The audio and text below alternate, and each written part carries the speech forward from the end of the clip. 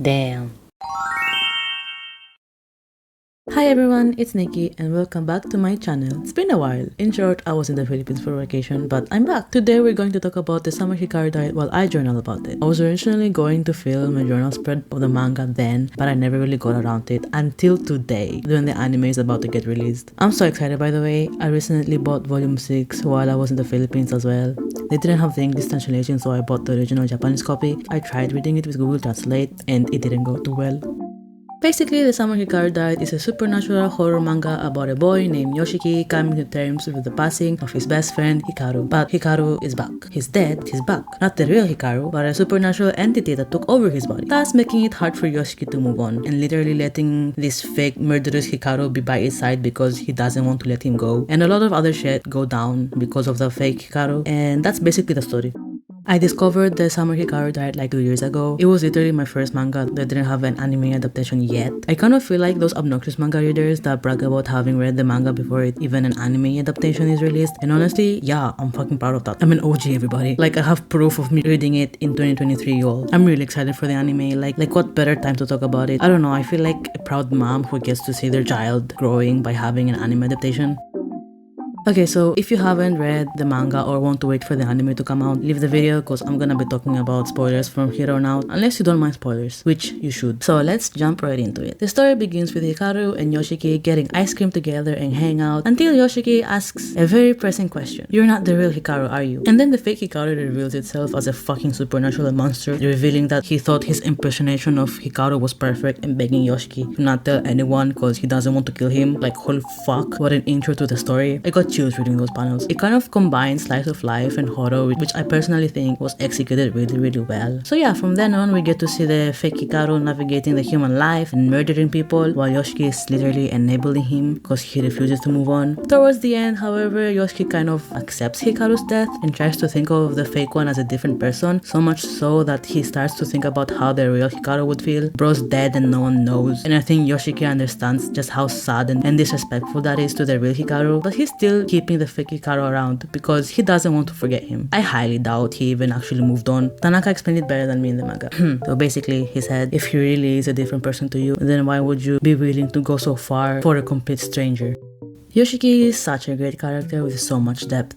Dude was threatened by the fake Hikaru yet still allows him to be close to him and pretends like nothing happened. He's not the real fucking Hikaru. He even says it himself that the way he accepts the fake Hikaru is crazy, or in his words, terrifying. Cause yeah, as terrifying as Hikaru is, Yoshiki is just as terrifying for enabling him. Hikaru literally kills an old woman who was crazy, but rightfully so cause she knew Hikaru wasn't a human. So he literally murders her. When Yoshiki found out he wanted to kill him, failed, then promised him that he'll carry on the scene of him existing in the scenes is committed with him and teaching him to be a human. Cute, but way to deflect grief Yoshiki. They skip school, hang out, and then he stabs him. I for real thought Hikaru was going to kill him after realizing he wouldn't die as easily as he'd hoped. He literally pleaded him to kill him. Jesus fucking Christ. I just wanna hug Yoshiki. There was a moment later in the story where Yoshiki kind of comes to terms with the passing of Hikaru by talking about it with the fake Hikaru, and then he cries, and then I cried too, like a lot. It just hits, bro. I love Yoshiki so much, bro. He's just having such a difficult time moving on, and Hikaru literally being quote-unquote alive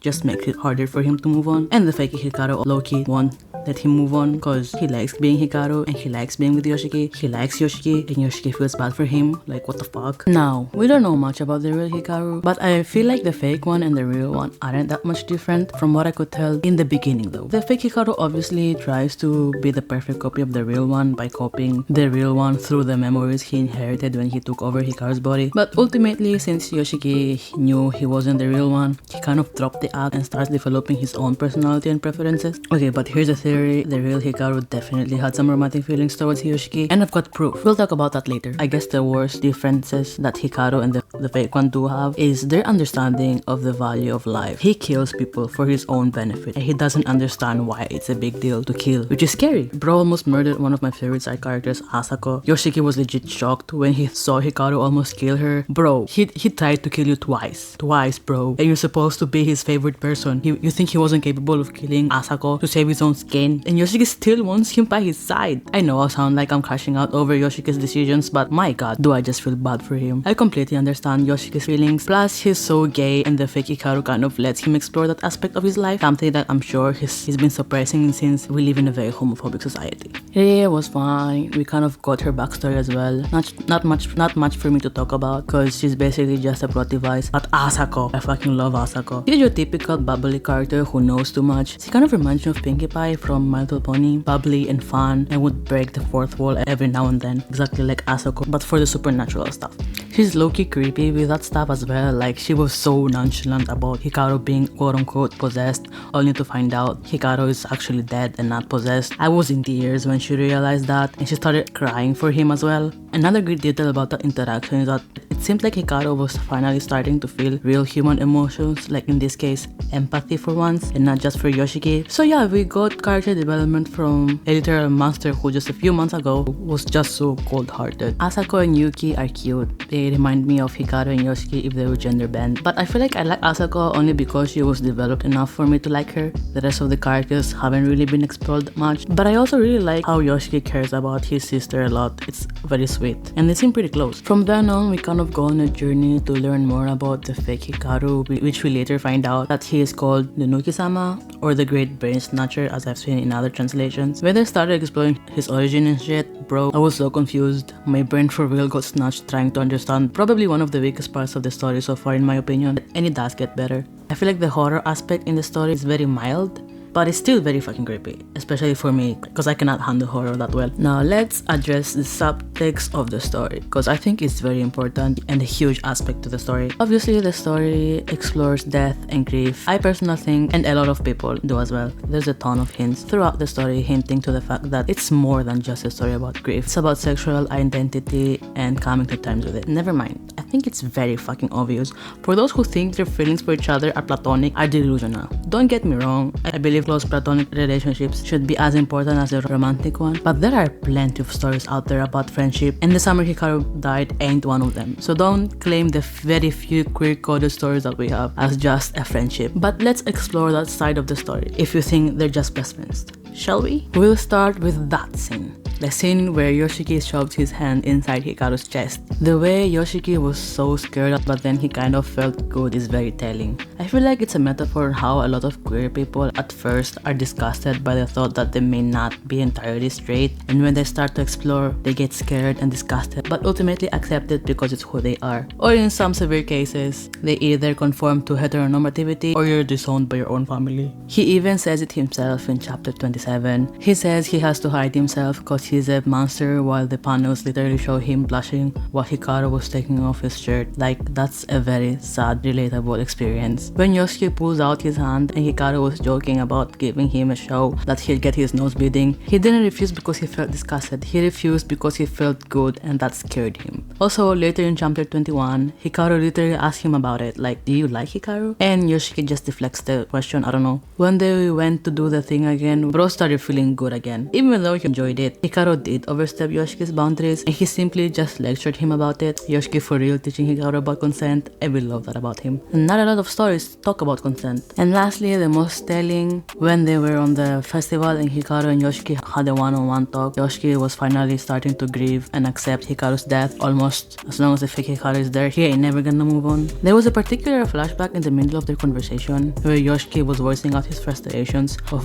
feeling so trapped in the village, aka being in the closet and everyone just gossiping about his family. And then Hikaru brings out another family whose son is supposedly sick. Yoshiki just straight up denies it in annoyance and tells him that he ain't sick, he gay. To me, on that panel, Yoshiki is frustrated about the homophobia and having to hide his true identity because another family was trying to cover it up. Also, why would they put that flashback in the middle of Yoshiki accepting Hikaru's death? Because he was reminded by Hikaru that he'd always be there for him. He realized he felt safe enough to talk about his sexuality with him in the future, only for him to die, leaving Yoshiki in shambles. It's the first time they've mentioned homosexuality too, which I applaud the author for. Not even BL or GL manga even mention the word gay or homosexuality in some cases, making it very clear for some stupid people out there that the story is about queerness. In the end, Yoshiki still accepts the murderous Hikaru over no Hikaru at all. I feel like Yoshiki is giving himself a second chance into being true to Hikaru even if it's not the real one. But because of that, he's more confident in being true to those feelings, especially since the fake Hikaru literally confesses to him every other second. This all points out to Yoshiki having feelings for Hikaru, but what about Hikaru himself? I do believe that the real Hikaru had feelings for Yoshiki. He just didn't know exactly what they were, whether romantic or not, and he probably didn't put much thought into it either. He just knew that he cared deeply about Yoshiki. Heck, one of the first flashbacks we have is where they talk about Yoshiki wanting to move away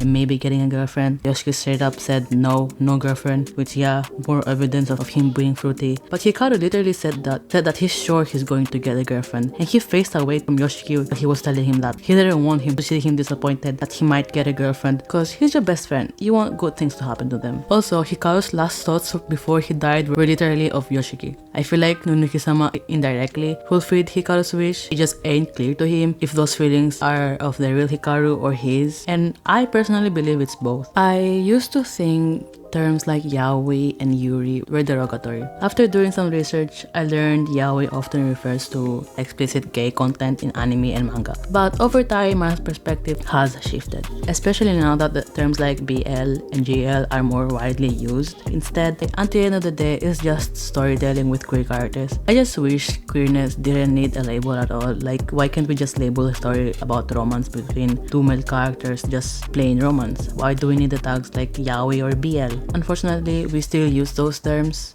because there's resistance to seeing queer love as just love. But sometimes those tags do help, especially for people looking for queer stories, because frankly, we don't have a lot. However, they can also be damaging. People might avoid an anime or manga just because it's labeled as yaoi, or worse, watch it only to fetishize it. Take Yuri on Ice, for example. It's about skating and growth, with some obvious romantic tension. Do we really need to label it as yaoi? No. And since yaoi literally means pagan, if you know what I mean, I legit thought the two male leads were actually gonna kiss or do something, at least because people called it yaoi. But no, it's not even clear if they actually kissed. They don't even show that. They like low-key censored it, but it's still very blatantly obvious that they're gay as fuck. Same with Banana Fish. It's an intense, well-written drama that just happens to have queer characters, but some folks dismiss it because of those tags. It's not even tagged a BL on my anime list. I once recommended Banana Fish to a classmate after bonding over JoJo's Bizarre Adventure, and he laughed, saying that he doesn't watch that kind of stuff. Like, what the fuck do you mean that kind of stuff? You like JoJo's Bizarre Adventure, the gayest shonen jump anime or manga. I don't think he was being homophobic, to be exact. It's just the bad rep that the yaoi and the yuri tag have, which for the most part stems from homophobia. Since Banana Fish has queer characters in it, it was immediately considered a yaoi. By the way, do watch Banana Fish. It's so fucking underrated. It's so good. Anyway, if those anime weren't associated with those tags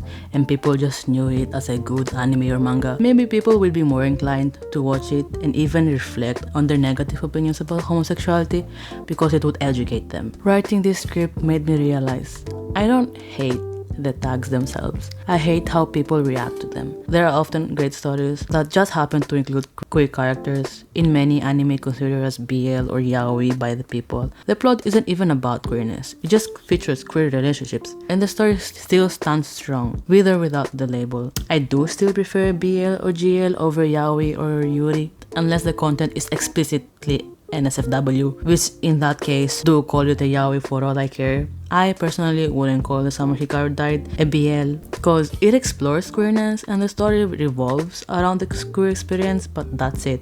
There's no real romance, unfortunately, because the real Hikaru is dead. But I swear to God, if they end up together in the end of the story, I'm gonna crash out. Imagine dating a murderous monster. While others might interpret The Summer Hikaru Died as a story about grief, others like me are going to interpret it as more than just that. To us, it's a story about internal homophobia and coming to terms with that. And I believe that was the author's goal, to comfort the disturbed, and disturb the comfortable. Anyway, I hope you guys like how this spread turned out. I actually put so much more effort on the script this time around because honestly, I'm really passionate about the manga. It's such a great read and I couldn't recommend it enough. And seeing how people are fighting over the real meaning of the Summer Hikaru tide before even the anime is released, I felt inclined to voice out my own opinion about it. Obviously, every story is subject to one's own interpretation, but I feel like denying the queer subtext of the story denies the whole point of it. And two things can be true at once, and I will always stand by that opinion. That's all from me, and I'll talk to you guys later. Bye!